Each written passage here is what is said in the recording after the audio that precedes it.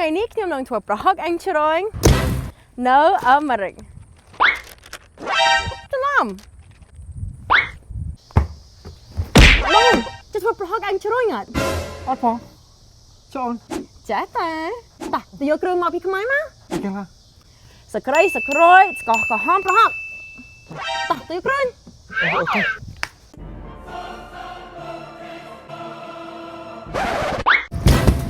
មកបាយយកទាំងបលីចឹងហ៎ចាំមើលអូវ៉ាវស្ករក្រហមខ្មែរអូខេអង្គ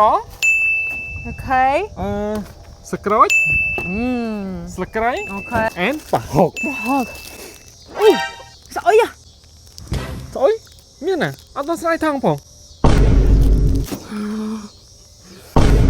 ដល់ដៃពើដល់ដៃពើ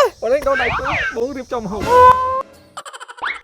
Huggy Skin Perfect Baby មានប៉ះសុខភាព Baby សប្បាយចិត្តម៉ាក់សប្បាយចិត្តខ្ញុំបានយក Huggy Skin Perfect ពីខ្មែរមកហើយកូនរ៉េនបានប្រើ Huggy 6ខែហើយ Huggy គឺតុនល្អប្រើនិងប្រើបច្ចេកវិទ្យាចែកពីនិងពូចេញពីគ្នា Huggy គឺជាប្រាណបង្កើតនៅសហរដ្ឋអាមេរិកមានលក់នៅទីផ្សារជាង160ប្រទេសនិងលក់ដាច់ជាងគេនៅអូស្ត្រាលីនិងកូរ៉េដៃពេលនេះល្អប្រើខ្លាំងហើយឥឡូវនេះ Huggy Skin Perfect មានលក់នៅលើទីផ្សារកម្ពុជាហើយ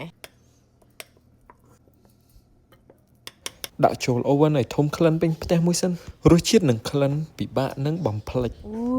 ឈ្ងុយដល់ទេមកដល់ហើយអូនឲ្យអញហើយបន្លែណាណាអត់អីញ៉ាំមកប៉ុណ្ណេះសិនណាតាញ៉ាំសិនណាឃ្លានញ៉ាំប៉ុណ្ណេះសិនណាចាំលើក្រោយហត់កាឈ្ងុយតំចេញពី